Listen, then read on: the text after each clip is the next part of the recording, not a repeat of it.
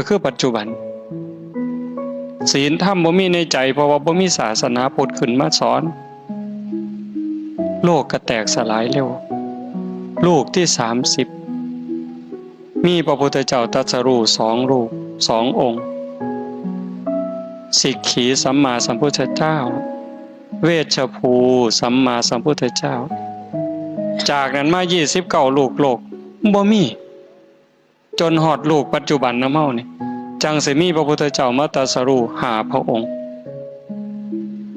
จังสั่นคำสอนที่เป็นสัจจะเพื่อสิรื้อคนสัตว์ให้พ้นจากการเวียนว่ายตายเกิดนั้นจึงยากแต่ว่าเฮาพอแล้วเกิดในศาสนาของพระพุทธเจ้าแล้วพระพุทธเจ้าสิเกิดมาจากหมื่นองค์แสนองค์ล้านองค์มากมายเหมือน